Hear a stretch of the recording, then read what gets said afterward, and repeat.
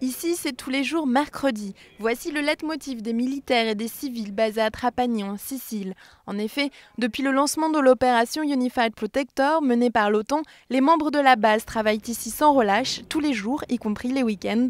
La base militaire italienne se situe à seulement 500 km de Tripoli et 800 km de Benghazi, en Libye. Sa proximité en fait donc un site stratégique dans la conduite de l'opération.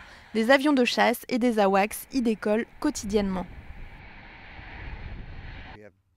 Nous devons gérer plus d'avions que d'ordinaire. Les contrôleurs aériens ont donc changé un peu leur emploi du temps pendant le travail. En fait, nous avons doublé nos capacités en personnel et en équipement afin de soutenir toutes les activités. Si la base de Trapani apporte un soutien logistique aux nations contributrices de l'opération Unified Protector, elle continue en parallèle d'assurer ses fonctions de base aérienne de défense nationale.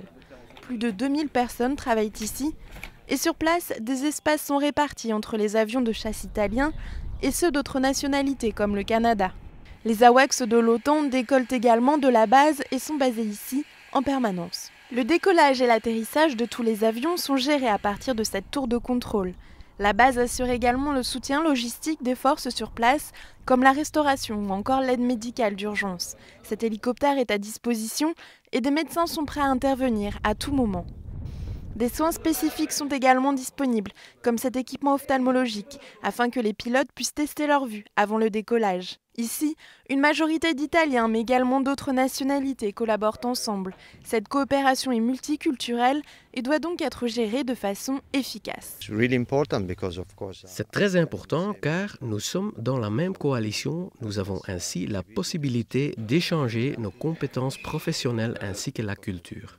Dans l'armée de l'air et dans les opérations menées par l'OTAN, l'anglais est la langue standard. Tout le personnel a des compétences suffisantes en anglais. Il y a quelques barrières dues aux langues maternelles de chacun, mais nous sommes toujours capables de communiquer et de nous comprendre.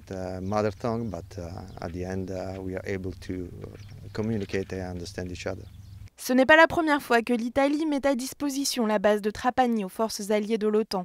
En 1999, les avions de certains pays membres de l'Alliance décollaient déjà de la base pour se déployer au Kosovo. Laetitia Chadona pour NATO Channel à Trapani.